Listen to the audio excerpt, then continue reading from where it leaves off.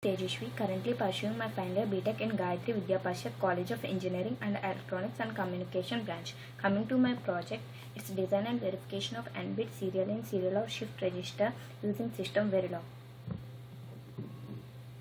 First of all, I would like to say you about serial in serial of shift right register. The name serial in serial out shift register clearly depicts that the shift register allows serial input, that is one bit after the other, through a single data line and produces the output as one bit at a time in a serial pattern.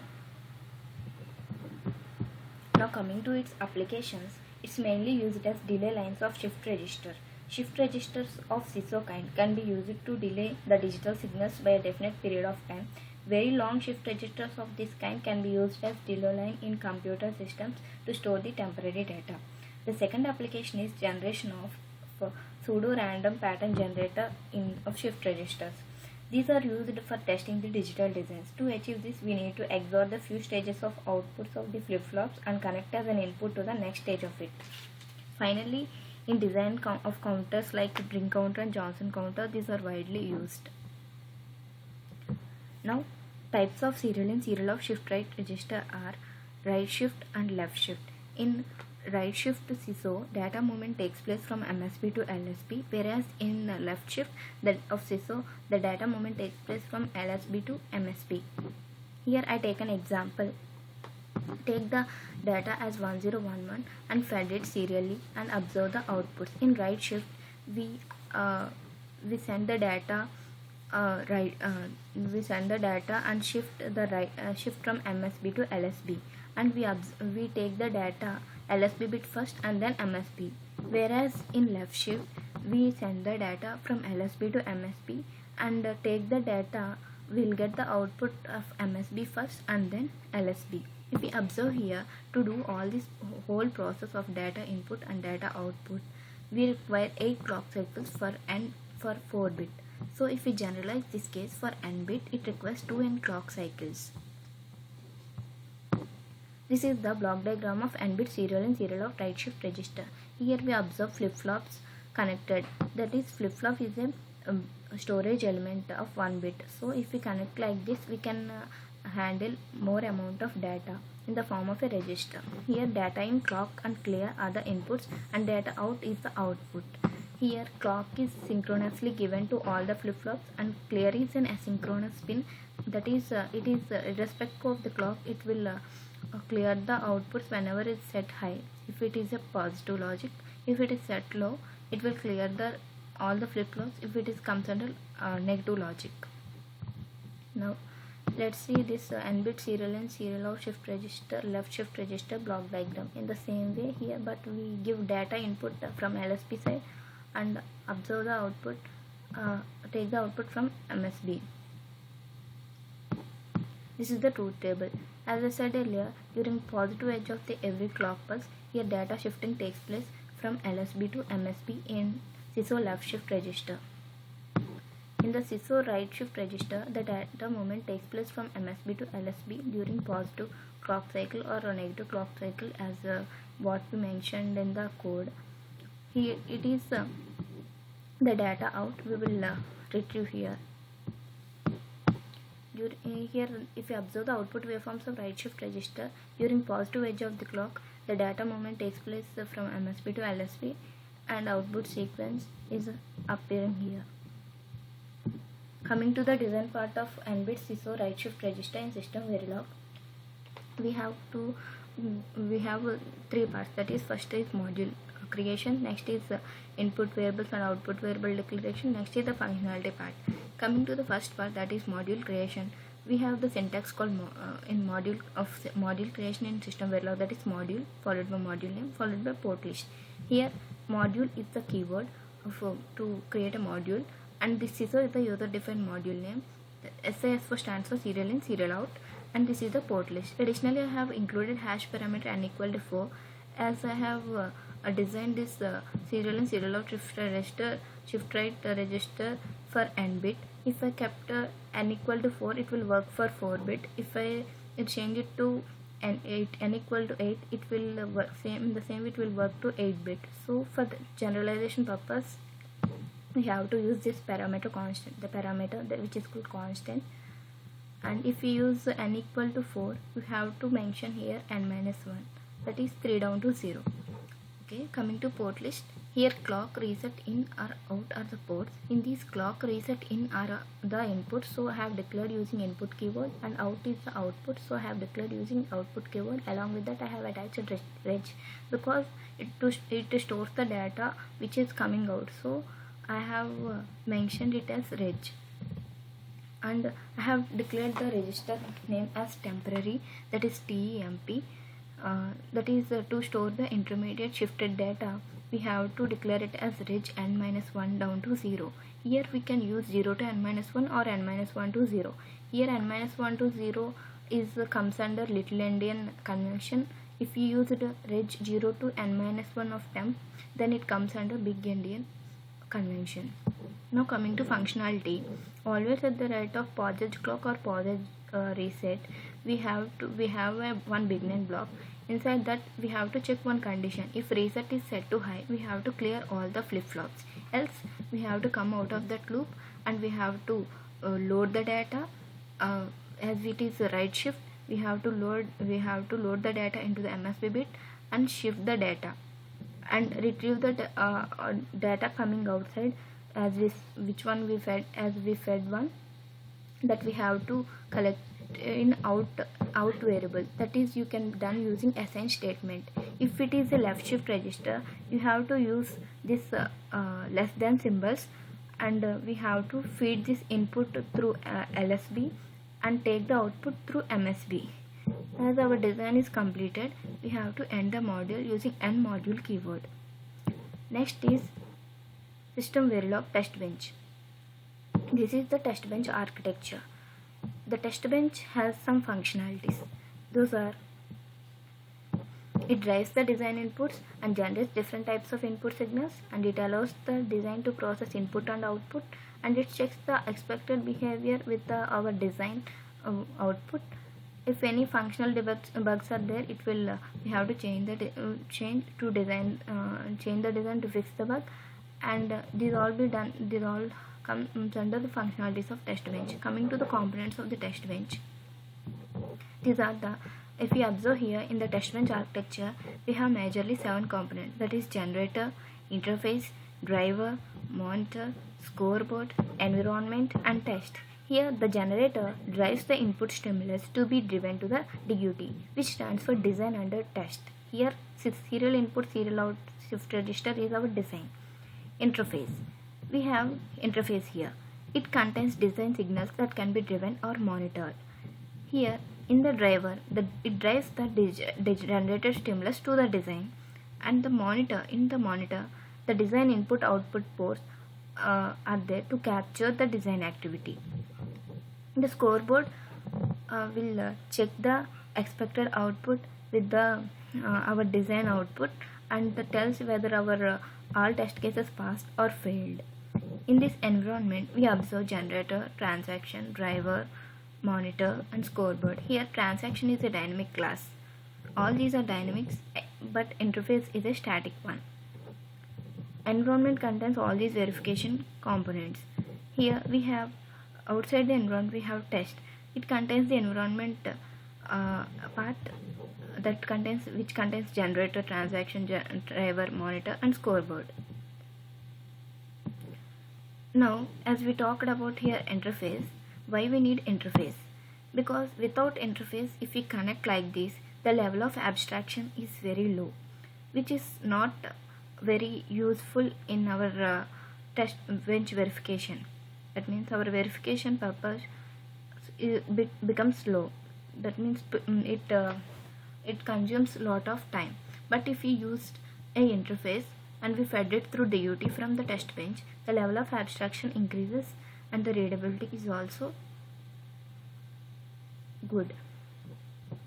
Coming to the test bench, here I have included interface.sv. That means our system Verilog file should be saved by .sv. We have to include interface, transaction, generator, driver, monitor, scoreboard, environment, which we discussed in this earlier picture. That means in the test bench architecture, we have to write all these components to check our design. So first, including interface. What is an interface?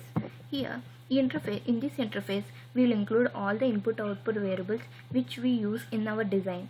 Here I have used clock and reset in out. So I have declared input logic clock and reset as parameters and remaining input output as logic.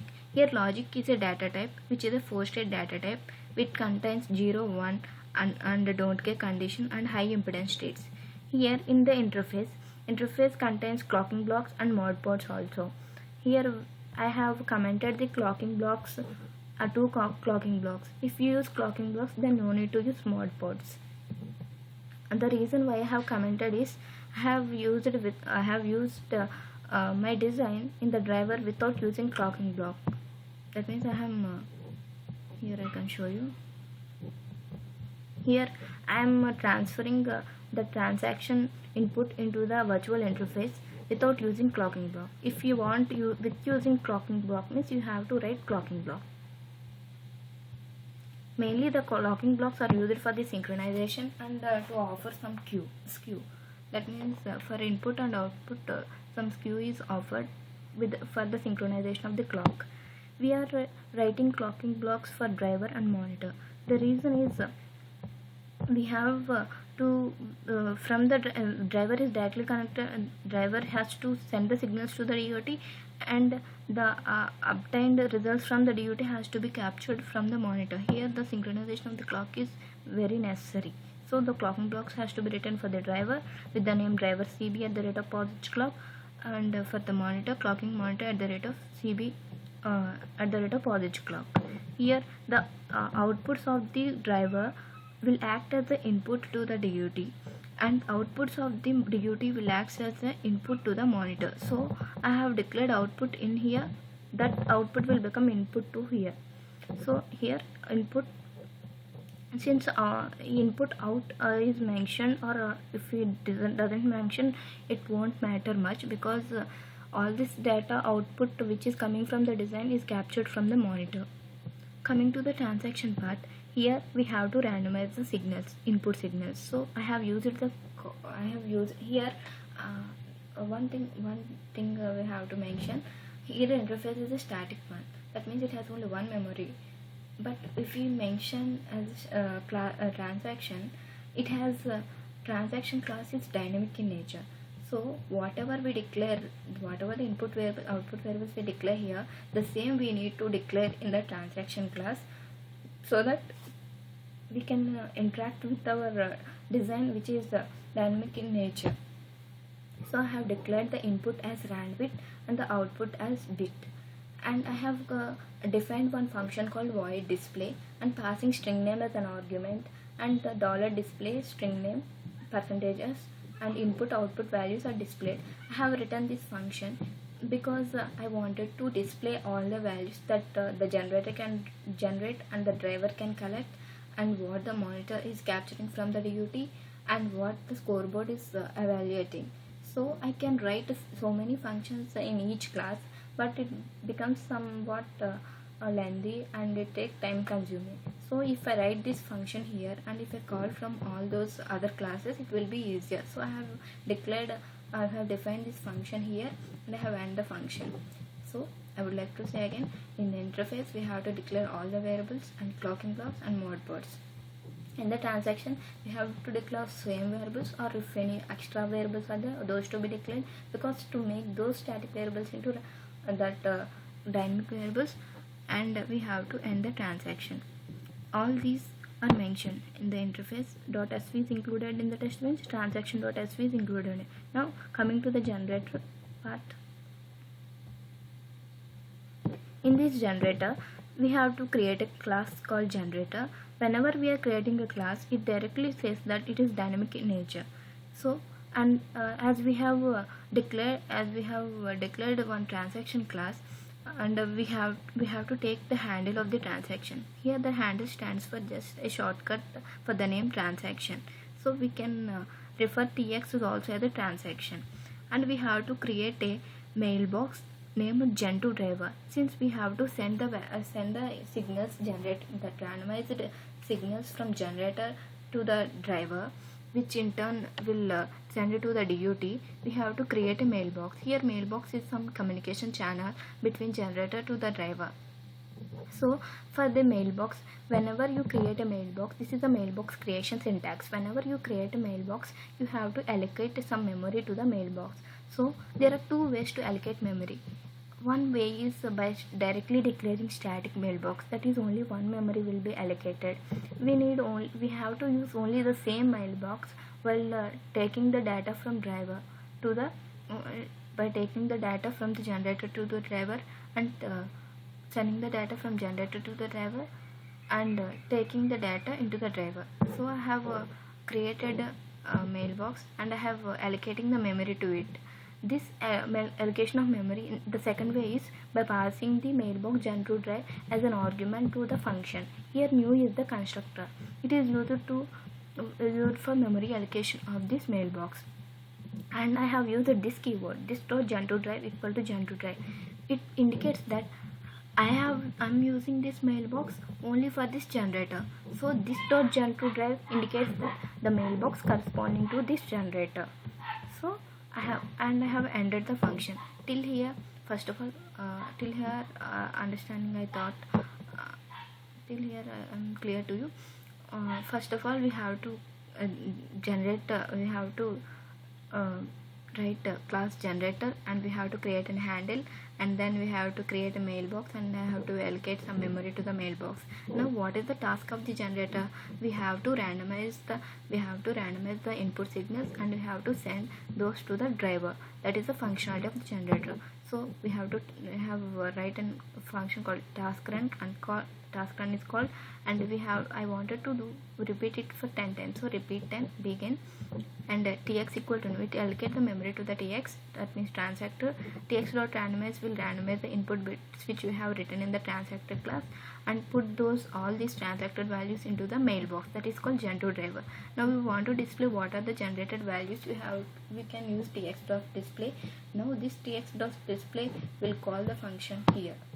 It will come the display generator. The generator will comes under string name, and it will execute whatever the generated values, and it will display there. If it is necessary, you can you need to comment it if you want to see the result. And coming to the next driver, here we are sending the values, generated randomized values, using put keyword. Here in this driver, we have to retrieve the data using get keyword. And as we had said earlier, interface is a static one, but to interact with the DU2, which is dynamic one, driver is also a dynamic. So we have to create a virtual interface. Before creating virtual interface, here transaction tx stands for it is a creation of the handle for the transaction, and mailbox gen to drive means mailbox creation, and the same the mailbox creation is done, and virtual interface is done to interact with the DUT. Here virtual is a keyword which is making our interface as dynamic, and we have to send those mailbox gen to drive and virtual interface VIF into our function to allocate memory. And this dot gen to drive is comes under the mailbox which is referring to the driver. Here this dot gen to drive equal to gen to drive indicates that this is the mailbox belonging to the generator. This is belonging to the driver. So this dot VIF equal to virtual interface belonging to the driver. Now the main functionality of the driver is written in this task run. Forever begin. Forever begin is used. Forever is used because after generator the driver should start. To offer some delay, we use this forever. That means to say the after generator driver should work like that. So the generator dot gen to drive dot get tx, that means whatever the generated values we got, those will be taken through by the get function to the driver. And I'm not using clock and block here, so always at the rate of positive EAF dot clock, send this transaction class input into the virtual interface.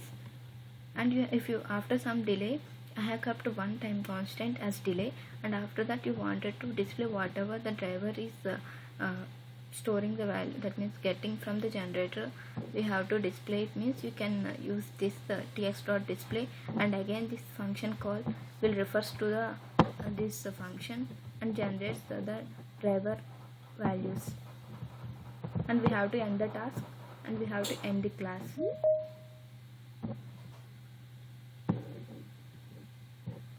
Here in this, coming to the monitor, as we said here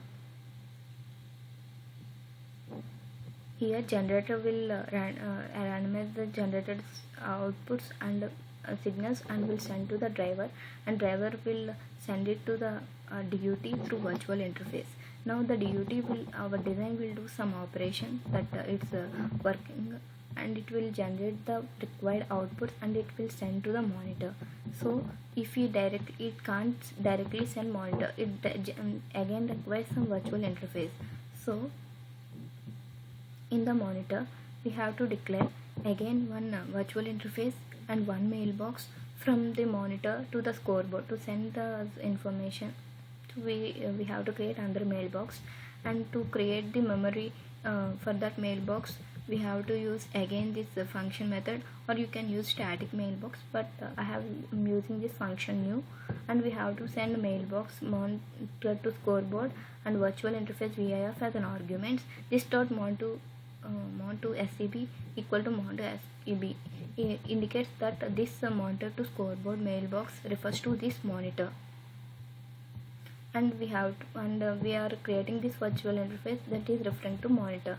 And till here memory creation for the mailbox is done. Now what is the task of the monitor? It has to capture the outputs of the DUT and send to the send through mailbox to scoreboard. So we have to again create the allocate memory to the transactor, and I wanted to report this task, that is sending this virtual interface data, that is which is coming from the DUT through the transactor handle, and the output into the transactor.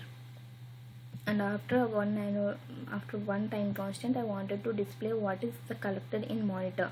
It means whatever the output coming from the DUT is whether captured in the monitor or not.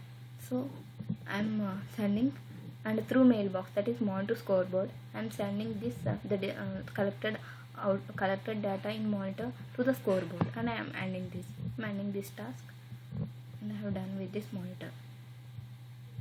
Now coming to the scoreboard. Now scoreboard, what is the functionality of the scoreboard? Now scoreboard has to check whether the outputs coming from our design is exactly equal to our expected output or not. So I have to created a class scoreboard, and I have created the handle for TX and TX reference. Here TX reference it stands for the data. It refers to the referenced model of the expected output, and I have created another mailbox that is called MBX. This time the memory allocation of mailbox is done in this way, that is I haven't used this .mbx, because if I use again mount to SCB, then I have to mention this mount to SCB equal to mount to SCB, but it doesn't require. I have used a different name. I haven't used this. You can do like this also. Now what is the functionality of the scoreboard? I said earlier, we have to check whether our design outputs and the expected outputs are correct or not. So we have to send those data which we got through transactor is sent to the mailbox, and we have to display the scoreboard result. And in the TX reference, as we created earlier handle, we have to create some memory we have to allocate some memory to this TX reference, and we have to send that TX input into the TX reference .in. That means we are sending this input into the reference input. Now we have to check whether the output which we are getting through the design, this is tx.out stands for the output which you are getting through design, and tx reference.out is the output which we are expecting. If both are equal, inside the beginning block I display that test pass, that is this is actual, this is expected, and else begin. If tx.out is not equal to what our expected output, then test will fail, and what is the actual result we got, what is expected. These are the function calls. These will redirect it to the function definition. As I mentioned earlier, This is the function. All those, whenever we call these functions, those will redirected to that function definition and will display the values. And coming to environment contains generator, driver, monitor, scoreboard. These are the handles that I have mentioned. You can give any other name. The handle stands for shortcut. That means generator, you can name it as gen whenever you use it under in your program. For easiness, we use it as gen. Driver as drv, monitor as mon, scoreboard as scb. And I have used two mailboxes. One is Gen to drive and one is Mon to scoreboard. Gen to drive is for driving the input signals. Mon to scoreboard is driving for output signals. And I have allocated memory to it. And I have used one other interface, that is virtual INTF. INTF stands for interface, VIF. And I am sending those as an arguments to this function. And I am saying that this dot VIF is referring to this environment. And for gen, we have to allocate memory of this mailbox. New of gen to drive will is used to allocate memory to this mailbox. And in the same way, for this gen to drive and VIF, I am sending in arguments to this new function and allocating memory. In the same way, mon to scoreboard, VIF, I am using for monitor. In the monitor, I have used this mailbox and this interface. In the driver, I have used this gen to drive mailbox and VIF as an interface. So I have to send it through new function, that is constructor, which will allocate memory. And in scoreboard, I have used only mon to scoreboard. I never used, that means I haven't used any virtual interface. So I have to send this as an argument and I have to allocate memory. In this function, we have done all these memory allocations, memory creations, and we have ended this function. Now what is the task of this generator, environment? You have to whatever you have done in generator, driver, monitor, scoreboard, all will done at a time, because I am using fork join. If you use begin and after gen to run, it will send drive dot run, monitor, scoreboard. But I have used fork join because all the statements inside this fork join are executed parallelly. So all these outputs here, gen dot run function will call this task, and whatever the task that generator has to do has done here. All these the functionalities are called here, and we have to end this task. Now as we have included all these interface, transaction, generator, driver, monitor, scoreboard, environment in test bench, all these files are included, and I have created the module test bench name as module. The test bench name I have used is top. There is the instantiation of the module is done, and I have environment, and I have created for the environment I have created an handle ANV, and I have declared the input clock reset by bit, and I am saying after every 5 time constant time we have to change the clock, that is 120021. And inside this initial begin, we have to initialize these values reset to 1. As I said, during pause to edge, first I have to keep 1, and after that I have made it to 0, and I am doing this at the rate of negate clock for every 10 times. And after finishing all these, and after doing all these generator work, driver work, monitor, scoreboard, environment, I have to finish this work. So I am using #50 delay and $finish function, and I am ending. But this is in this initial begin is ended. Now we have to connect the DUT signals to the test bench through interface. So that is INTF stands for interface, PIF is other name which I have given to the interface, and I am sending clock reset. This is I'm attaching interface here, and for interacting DUT with our test bench, I have used Siso dot CU DUT. DUT stands for design under test dot clock PIF dot clock. That is whatever the clock we have used in the interface, that is connected to here, and whatever the reset, whatever the input output, those all are connected here in the test bench. And again I have taken initial begin and block, and I am calling this PIF in the environment, and I'm running this environment class, so that we'll generate generator output, driver output, monitor output, scoreboard output. And if you wanted to see outputs of in the waveform, you have to use these two important statements, that is inside initial begin write $dump file dump.bcd and $dump vars. That's it. Now I will run it and I'll show you. First these are the outputs and these are the console window. Now we will see practically.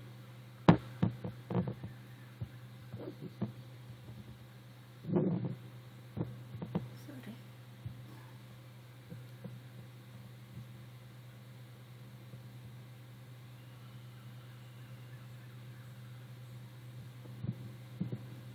This is EDK playground for synthesizing our design, for simulating our design.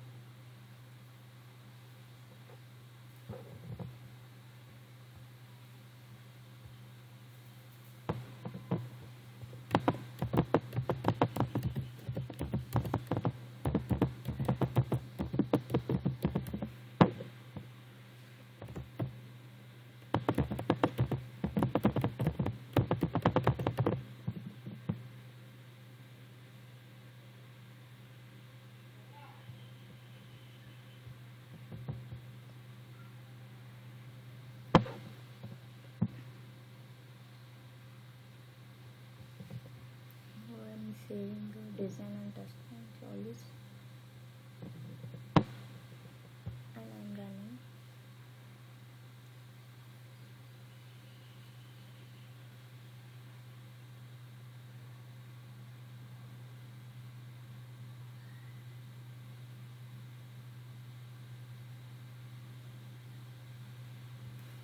Here if you see, the scoreboard result is displayed here in this log window. That is, it's saying that all tests are passed. Actual input is an actual output, and this is expected input output. All these tests are passed. If you wanted to see what the generator is generating, you can see those also. It is, I have to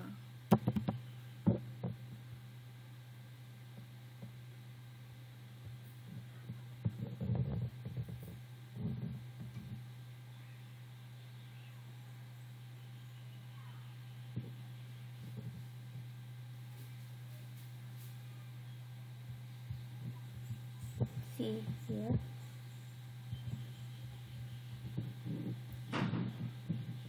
Here if you see, I have what my generator is generating the signals.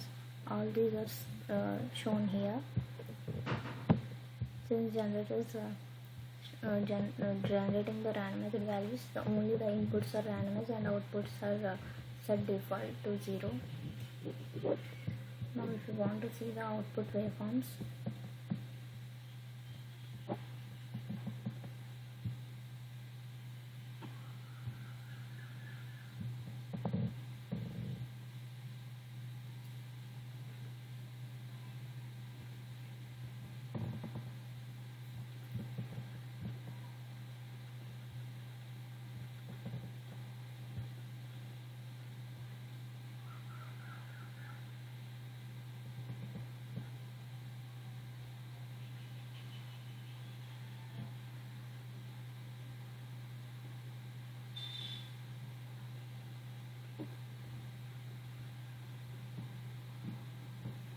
this is our required output. Now I will explain.